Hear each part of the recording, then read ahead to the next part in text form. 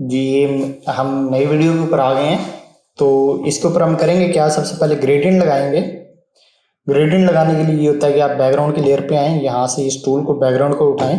ये वाला ग्रेडियंट हमने पिछली वीडियो के ऊपर बनाया था। अगर आप कोई नया ग्रेडियंट बनाना चाहते हैं तो यहाँ पे क्लिक करें, एक नया कलर यहाँ पे ऐड हो जाएगा। उस कलर की कोई भी जो है आप उसको कोई भी कलर मजीद दे सकते हैं। ये मैंने उसको कलर दिया, ये करके इसको सेव नया करना चाहता हूँ तो G4 के नाम से मैंने इसको न्यू सेव कर दिया। तो ये चीज़ जो ग्रेडियंट मेरे पास आ जाएगा।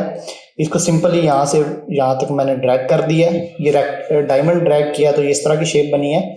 अगर मैं इसको रेक्टेंगुलर सर्कुलर करता हूँ तो ये शेप बनेगी मेरे पास, और लीनियर करता हूँ तो मेरे पास ये शेप बनेगी। तो ये वाली शेप जो है एक मैंने अपने पास बना ली हुई है। इस शेप के बाद अभी मैं करूँगा क्या कि अभी शेप टूल के साथ, सॉरी ये कलर स्कीम मैंने बना ली, ये शेप टूल मैंने लिया, यहाँ पे रेक्टेंगुलर सिलेक्शन की इसकी। ये पिछली वीडियो में मैंने बताया था कि आप इसमें कोई भी तरह का जो है वो कस्टम कलर, लीनियर कलर और ग्रेडियंट कलर ले सकते हैं। ये लीनियर कलर के लिए स्वेचेस पड़े हुए हैं नीचे, कोई भी कलर आप यहाँ से उठा सकते हैं। अगर आप इसको ग्रेडियंट बनाना चाहें तो ये देखें, ये ग्रेडियंट के टूल सारे के सारे आपके पास मौजूद हैं। तो ये मैंने जैसी शेप बनाऊंगा मैं तो मेरे पास ये जो शेप है ये ग्रेडियंट के अंदर उसको फिल कर देगी। ये देखें वही उसने क्या हुआ है कि उसी चीज को जो है वो ग्रेडियंट के अंदर फिल कर दिया। अभी मैं करूंगा क्या कि ये क्लियर मैंने बना ली, इसको कंट्रोल जे किया, कंट्रोल जे से होता है मल्टीपल कॉपीज। तो इन चारों लेयर्स को मैंने ये सिलेक्ट किया, ये मैंने इनको तमाम को सिलेक्ट किया और उठा के किसी भी उस जगह पे रखूंगा जहां से मैं इनको पोस्ट के अंदर जो है वो बनाना चाहता हूँ। मैं इस साइड पे इनको या इस साइड पे इनको रख सकता हूँ। तो मैंने इनको बाय डिफ़ॉल्ट पोजीशन पे ही रहने दिया जहाँ पे मैंने पहले वाले को बनाया है।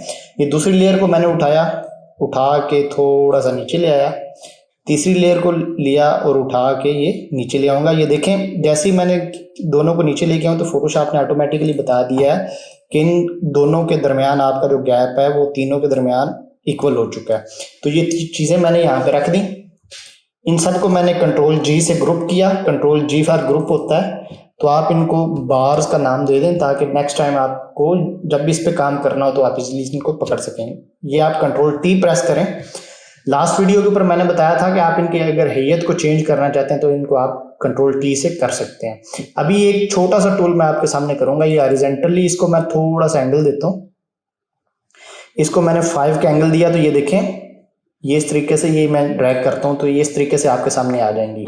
अगर मैं इसको 0 करता हूँ तो स्ट्रेट हो जाएंगी, और अगर मैं दोबारा इसको 5 का एंगल देता हूँ तो ये दूसरे तरीके से आपके सामने जो है वो अलाइन हो जाएंगी।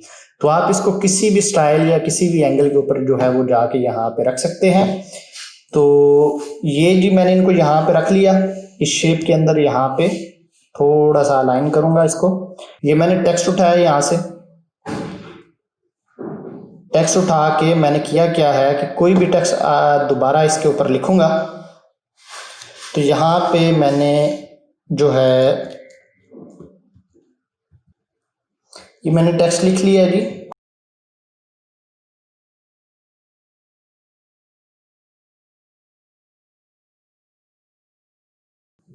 अभी आप इसको देखेंगे, आप किसी भी तरीके से उसी तरह इसको आप ट्रांसफॉर्म करेंगे। कंट्रोल टी से टेक्स्ट को ट्रांसफॉर्म करने का तरीकाकार ये होता है कि इसको कंट्रोल टी प्रेस करें दोबारा। कंट्रोल टी जैसे ही आप प्रेस करेंगे तो उसी तरीके से आप इसको एंगल दें। तो 5 डिग्री का एंगल था मुझे वहाँ पे, ये इसको मैंने 5 डिग्री का एंगल दिया और यहाँ पे रखा। अभी ये देखें टेक्स्ट जो है वो थोड़ा सा बड़ा नजर आ रहा है। तो इसको तरीकाकार क्या होता है, कंट्रोल टी करें आप इसको और इसका साइज छोटा कर दें। एक तरीकाकार ये होता है, ये यहाँ पे आप रखें और इसको मूव टूल के साथ थोड़ा सा ऊपर की तरफ ड्रैग कर दें। ये मैं कीबोर्ड के ऊपर जो एरो के बटन है ऊपर नीचे वाले, जो ऊपर नीचे करैक्टर को करने के लिए यूज होते हैं, उनको इस तरीके से मैं करूंगा। ये यहाँ पे मैंने रख दिया। अभी आप इसके ऊपर ये होगा कि आप इस लेयर को कॉपी करें। लेयर कॉपी करने का शॉर्ट की होता है कंट्रोल जे। लेयर कॉपी हो चुकी है मेरी, उस लेयर को मैं नीचे ले आया, फिर नीचे ले आया, एक और लेयर मैंने रख ली यहाँ पे, फिर जे के साथ एक और लेयर रख ली। ये देखें, आप किसी भी पोस्टर को इस तरीके के साथ यहाँ पे कोई भी अपनी जो इबारत है यहाँ पे लिख लेंगे तो ये फिलहाल इसको यहीं पे मैं छोड़ता हूँ और एक दोबारा मैं लेयर ली, यहाँ से मैंने लेयर को, अभी ये देखिएगा ये टेक्स्ट टूल से मैं कॉपी करने लगा हूँ। टेक्स्ट मैंने कॉपी किया, यहाँ से इसको ये कर दें, कट कर दें। दोबारा जो है उस टेक्स्ट को यहाँ पे मैंने रखना चाहूँगा तो ये मैंने यहाँ पे रख दिया। अभी ये देखें वो लेयर जो है उस तरीके से कॉपी नहीं हुई, स्ट्रेट आई है। तो अभी मैं जो एक और सबसे अहम चीज़ आपको यहाँ पे बताना चाहता हूँ वो ये है कि आप किसी भी उर्दू के टेक्स्ट को यहाँ पे लेयर स्टाइल से जाके ग्रेडियंट दे सकते हैं। यहाँ से आप आएँ, इसको ग्रेडियंट दे दें।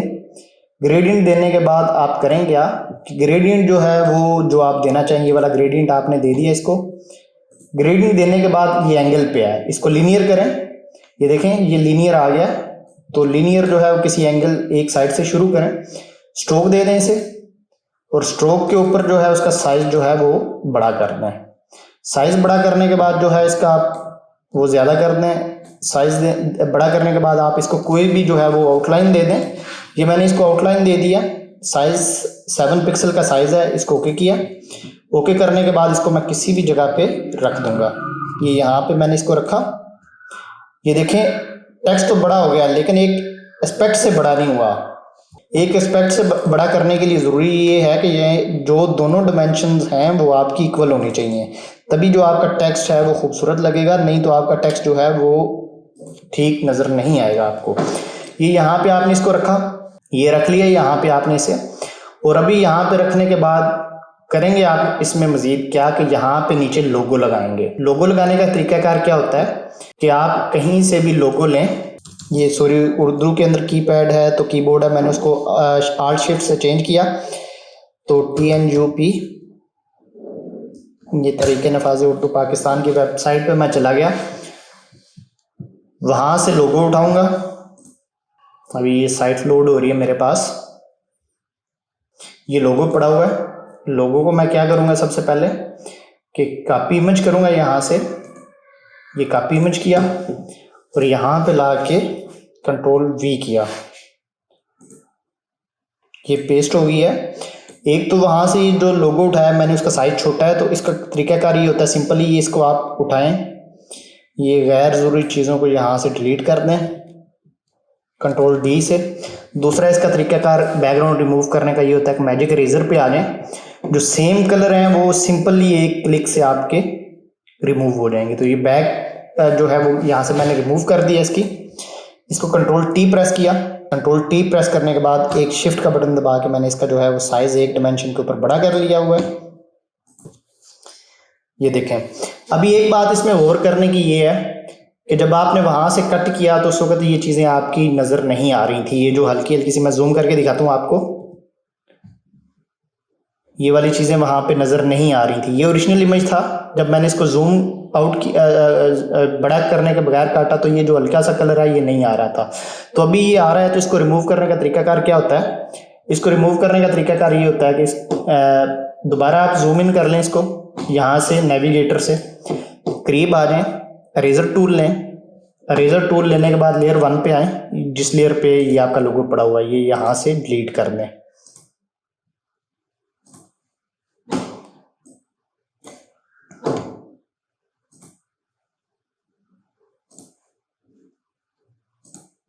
एक दफ़ा इसको जूम आउट करके देखें, अगर तो आपको ये मुनासिब लग रहा है फिर तो ठीक है। अगर आपको मुनासिब नहीं लग रहा, मुझे तो मुनासिब नहीं लग रहा है, उसका दूसरा तरीका ये होता है कि ये इरेजर टूल पे आए ऊपर वाले पे, ये यहाँ पे ये वाला शेप सेलेक्ट की हुई है इसने, ये वाले सेलेक्ट, ये राउंड लें इसको और दोबारा जूम करें। जूम करके कट कीजिएगा, नहीं तो आपका वो प्रॉपर कट नहीं होगा।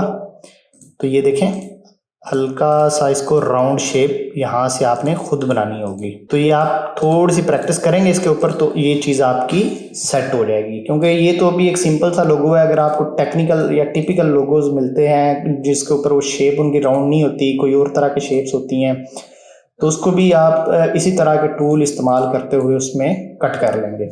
ये चीज़ मैंने बना ली हुई है जी। अभी ये सिंपल आपके सामने डिज़ाइन नज़र आ रहा है। इसी को मैं थोड़ा सा जो है वो डिज़ाइन देने के लिए करूँगा क्या, लेयर 1 को कॉपी करूँगा और लेयर 1 को सबसे नीचे लेके जाने के लिए सिंपली यहाँ से ड्रैग करके बैकग्राउंड के ऊपर लेके आ जाऊँगा। इसको Ctrl+T किया। Ctrl+T करने के बाद ये जो है एक एंगल के साथ जो है मैं इसको बड़ा कर दूँगा।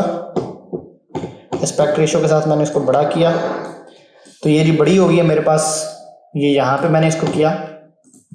अब इसकी सिंपल ओपेसिटी मैं कम कर दूंगा, ये देखें ये ओपेसिटी मैंने उसकी कम की तो ये मेरे पास एक इमेज सेव हो चुका है। तो अभी सेव करने का तरीकाकार ये होता है कि आप यहाँ पे आए, फाइल के अंदर आके आप सेव एज पे चले जाएं। सेव एज पे जाके आप इसको PSD के अंदर, अगर आप दोबारा इसी फॉर्मेट के ऊपर अगर आप रखना चाहते हैं कि एडिटेबल फॉर्मेट हो तो आपको PSD फॉर्मेट रखना होगा। अगर आप सेव एज पे आके आप JPEG पे करते हैं तो आप इसको दोबारा इस तरीके से एडिट नहीं कर सकेंगे, लेकिन आप शेयर कर सकेंगे। ये याद रखिएगा, PSD फाइल आपकी शेयर नहीं होगी सोशल मीडिया पे, फेसबुक पे, ट्विटर पे, वहाँ पे ये PSD फाइल शेयर नहीं होगी, वहाँ पे JPEG होगी, तो वहाँ पे आपको JPEG ही बनानी पड़ेगी। तो मैं इसको JPEG सेव करता हूँ, ये मैंने JPEG सेव किया, ये मेरे पास चीज़ सेव हो चुकी है। अब अगर मैं ये देखें इस लेयर को दोबारा PSD फाइल बना के सेव करता हूँ तो ये मैं सेव पे गया, सेव एज PSD मैंने की, ये PSD मेरे पास सेव होगी। ये मैंने यहाँ से इसको बंद कर दिया, ये यहाँ से इसको बंद किया। ये मेरे पास पहले से चीज़ पड़ी हुई है तो इसको मैं ओपन करूँगा तो ये देखें आप इसको कहीं किसी भी जगह से किसी भी लेयर को उठा के मूव कर सकते हैं, क्योंकि ये लेयर बाय लेयर आपने सेव की हुई है।